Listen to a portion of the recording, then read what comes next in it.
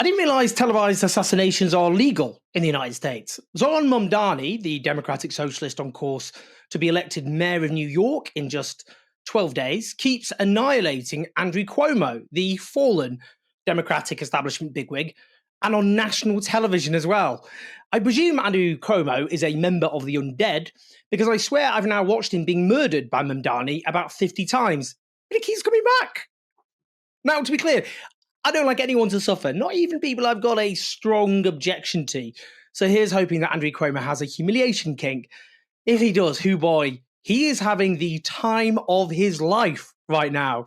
But seriously, this is important because Mamdani has so many lessons to teach the left across the Western world. Exports from the United States have certainly been a mixed bag, but this is definitely one product we shouldn't be slapping any tariffs on. There are so many clips of Mamdani I've watched. They represent about half my dopamine hits these days. Genuinely concerned that I'm hooked. What am I going to do when the contest is over? Just before we go through some of these clips, some of my faves, little recap. Andrew Cuomo is Democratic Party aristocracy. His father was Mario Cuomo, the governor of New York State. In fact, Andrew Cuomo ran his father's campaign back in 1982 and served in Bill Clinton's cabinet. In 2008, while backing Hillary Clinton's doomed Democratic nomination campaign, he said of Barack Obama, "You can't shuck and jive at a press conference." Many considered that to be racially charged language at the time. He then ended up, just like Daddy, governor of New York State. He was there embroiled in multiple scandals, accused of trying to shield himself from scrutiny over the huge number of deaths in nursing homes during the pandemic by suppressing the actual death toll, accused of using state resources for his $5 million pandemic book deal, various other corruption allegations. We could go on. And indeed, above all else, he resigned in 2021 after an inquiry found he had sexually harassed multiple women. Zoran Mamdani, on the other hand, is a New York State Assembly member backed by the Democratic Socialists of America, to which he belongs. He's just turned 34. He's Muslim and thus been targeted with a deluge of Islamophobic bile. And just 10 months ago, he was on about 1% in the polls. He's run this incredible grassroots campaign, which has focused on the soaring cost of living in New York City, with pledges focused on housing, buses, creating city-owned grocery stores, raising the minimum wage, universal childcare, and so on, funded by increasing taxes on wealthy individuals and corporations. He's also been very vocal in standing against Israel's genocide of the Palestinian people. And his campaign videos are some of the best you'll have ever seen. Honestly, chef's kisses. Back in June, there was the primary for the Democratic nomination, and the polls had Cuomo ahead for weeks on end, and then Mamdani smashed him, absolutely battered him in the final round by a near 13-point margin, showing he mobilized people who otherwise just wouldn't have voted. And that's the thing, he's engaging people who are just turned off by politics. Cuomo then went ahead and launched an independent campaign, and so here we are. Preamble over. Let's start with this little zinger. Cuomo keeps going after Mamdani on experience. Let's hear how Mamdani deals with that particular attack line. In other words, what the Assemblyman said is he has no experience. And this is not a job for someone who has no management experience to run 300,000 people, no financial experience to run $115 billion budget. He literally has never had a job. On his resume, it says he interned for his mother. This is not a job for a first-timer. Any day, you could have a hurricane, you have, God forbid, a 9/11, a health pandemic. If you don't know what you're doing, Cuomo. people we have to could die. Mr. Mamdani, want to respond? And if we have a health pandemic, then why would New Yorkers turn back to the governor who sent seniors to their death in nursing homes? That's the kind of experience that's on offer here today. What I don't have in experience, I make up for in integrity. And what you don't have in integrity, you could never make up for in experience. Yeah. Oof. Killed. Stone dead. You know, I'm torn with these videos, partly because I've been diagnosed with this condition called being terminally British. So I struggle with socially awkward situations of any kind. That was so brutal. Part of me just wants to look away. There are clearly limits to my condition because I think I've watched that particular clip about 30 times. Maybe Mamdani's cured me. There is a really good masterclass here for leftist candidates all over the world standing against establishment candidates because Mamdani shows how you fight back. Last night, there was another televised debate with Cuomo, and he put that strategy into practice. You will hear from Andrew Cuomo about his experience as if the issue is that we don't know about it. The issue is that we have all experienced your experience. The issue is that we experienced you taking a $5 million book deal while you sent seniors to their deaths in nursing homes. The issue is that we experienced you cutting funding for the MTA to send money to upstate ski resorts. The issue is that we saw you give $959 million in tax breaks to Elon Musk. The issue is your experience. Ooh, oof. Oh, do I look away again? No, I will absolutely not look away. You can see him there. He's hanging Cuomo with his own record. Brutal. Very effective. Here's another example. On you. Shame on you. No, it is always a pleasure to hear Andrew Cuomo create his own facts at every debate stage. Yeah. We just had a former governor say in his own words that the city has been getting screwed by the state. Who was leading the state? It was you. Governor Hochul. You were leading the state for Governor 10 years, Hochul. screwing the city. No. You cut homelessness as a funding. legislator. You cut funding for the MTA. You as a legislator. You did all of these things, my friend. That's the past 4 years. It's the past 4 years. Okay. Cooked him alive right there on the spot. And I'm not talking medium rare. I mean to a crisp. I mean incinerated in a flame so explosive it could be spotted by orbiting satellites. What Mamdani is putting into practice is what the late socialist British politician Tony Benn would say about how you get change. The burning flame of anger at injustice and the burning flame of hope in a better world. Now, I've got immense respect for Bernie Sanders, whose 2016 campaign for the Democratic presidential nomination did not so much reinvigorate the US left as basically rebuild it altogether, so that the US left is now stronger than it's ever been. From its burgeoning ranks has emerged Alexandria Ocasio-Cortez, AOC, who you wouldn't rule out as a future president, and of course Mamdani himself. But in the 2020 presidential campaign, he avoided Sanders going on the offensive against Joe Biden, which some people thought, well, was a mistake, that he could have landed blows, but he clearly just didn't want to do that. It's not his style, to be fair. Mamdani's very much offering a campaign based on hope, but he's also not afraid to go very much on the attack, as we saw in his opening statement. Good evening. Thank you to the moderators, and thank you to New Yorkers for tuning in. I know you'd rather be watching the Knicks. While there are 3 candidates on this stage, you will hear only 2 messages.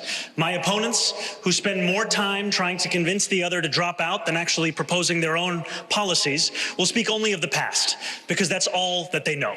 I am the sole candidate running with a vision for the future of this city. Andrew Cuomo will spend much of tonight attacking me. He is a desperate man, lashing out because he knows that the one thing he's always cared about, power, is now slipping away from him. He will amplify right-wing talking points, he will share conspiracy theories, and he will do these things to make you feel that this should keep you up at night. But I've been spending the last year listening to New Yorkers, and I know what actually keeps you up. It's whether or not you can afford to live a safe and dignified life in this city. I have plans for our future. My opponents only have fear. On Cuomo's sexual harassment cases, let's just hear this from Mamdani. Mr. Cuomo, in 2021, 13 different women who worked in your administration credibly accused you of sexual harassment. Since then, you have spent more than $20 million in taxpayer funds to defend yourself, all while describing these allegations as entirely political. You have even gone so far as to legally go after these women.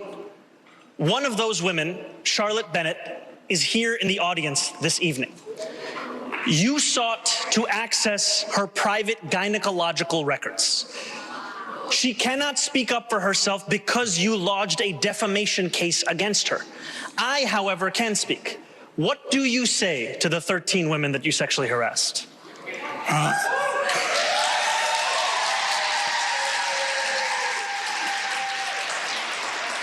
If you want to be in government, then you have to be serious and mature. Well, look, that's a very serious issue, and he could not have handled it any better.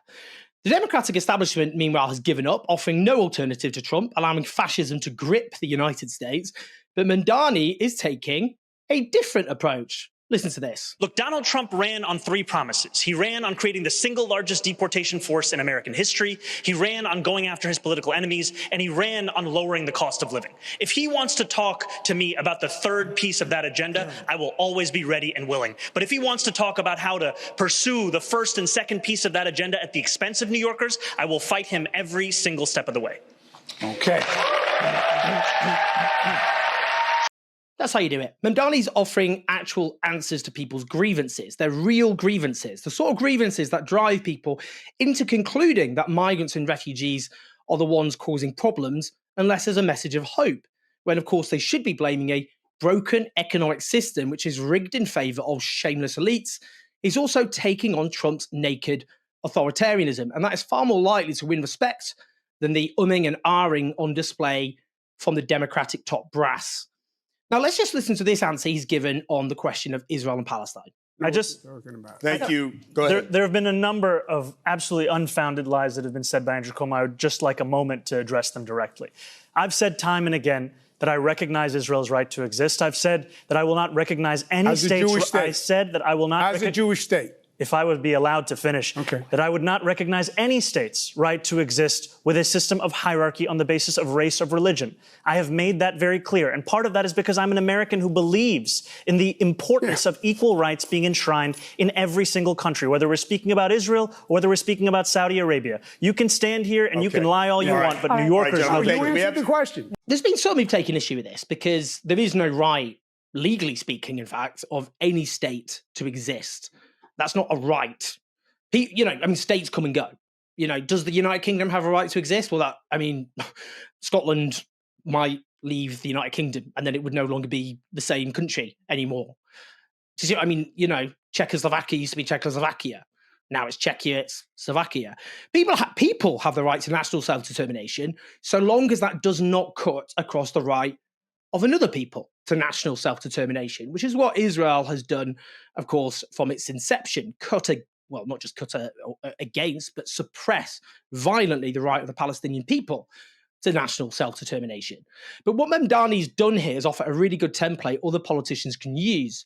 You see, Israel's cheerleaders, by definition, suspend the most basic liberal principles. That's what is so striking about this whole so-called debate. You don't actually need to be a radical to be a socialist, like myself, to stand against Israel's murderous subjugation of the Palestinian people. What Mamdani's done here is say he won't accept any state's right to exist with a system of hierarchy on the basis of race or religion. In other words, he's just defending a basic liberal principle, the equality of everyone before the law. And he even points out that he's standing by an American principle because constitutionally the US enshrines equal rights, even if, of course, in practice it doesn't enforce those rights. And Israel, which doesn't have a system of hierarchy on the basis of race or religion, is no longer Israel. This is a state, of course, which subjects millions of Palestinians from the West Bank to Gaza to subjugation, to apartheid, to genocide. So, if that suddenly what exists there is the basis of, legal equality underpinning everything, it's no longer the ethno-state it currently is. It would mean equal rights for all citizens, regardless of what religion or they have or they don't have in the territory under Israeli hegemony, which is the territory which exists between the River Jordan and the Mediterranean Sea. So even though he says he supports Israel's right to exist, whatever you think about that formulation, in practice he's backing the idea of a single state with equal rights for all, which is no longer Israel at all. Anyway, here's another slapdown that amused me. I also think this idea that New Yorkers are going to flee because of a 2% increase, it's like, I've been everywhere else. You're not going anywhere. Bill Ackman's not going nowhere. He's going to be in the Hamptons all fucking summer. There's only one place to write those tweets. That's it. New York City. Exactly. Every character you want. AC goes out in July in Miami. He's sweating writing tweets. There's no way. He's spending more money against me than I would even tax him. Every day it's like $1 million. It's like $1 million. I'm like, I don't even want that. You're going above and beyond. Again, he's a funny guy. He's a funny lad. He's got comic talent, but also, the talents you would want from a politician running a city. It does underline the absurdity of rich, big commercial titans. I don't know. I'm trying to think of something just neutral about Bill Ackman. But, him saying he'll flee New York because of increased taxes whilst pissing his fortune against a wall to destroy Zoran Mamdani. Just use your money in a better way. Well, it will be used in a better way because it'll be taxed more to invest in making New York City a better city. Great. Look, this is all terribly exciting. Mamdani is a once-in-a-generation talent. That's said a lot. It's become a cliche. It's true. No question about it. But there is thunder in the near distance. Donald Trump and his administration talked about financially strangling New York City if Mamdani is elected, and even stripping him of his citizenship and deporting him. The corporate Democratic Party establishment are desperate for him to fail as well. They're using many of the same attack lines, a lot of bile, Islamophobia, dangerous stuff, inciting hatred against Mamdani at a time when there is a violent right out there, which is particularly antagonized by Muslim leftists, let's be honest. He's got powerful enemies. They're going to try and destroy him. But in the meantime, let's hope that doesn't happen. And Mamdani offers hope and shows there is an alternative, because we are living in a dark, dark time. But there are little green shoots. We can see Zach Polanski, for example. Ireland's about to elect a radical socialist as its president. We don't actually have to descend into fascist barbarism. There is an alternative, and here's one example. Please like and subscribe. Leave your thoughts and your comments. Help us take on the corporate media, which obviously backs this corporate establishment, which we need to get rid of, at patreon.com/OwenJones84. Everything we do depends on you. I'm finishing my book. I keep saying it, just keep having to say the disclaimer, The Fall of the West. When I finish that, I'll properly, we'll do far more exciting things. But, we're doing our best. Share the video. I'll speak to you in a bit.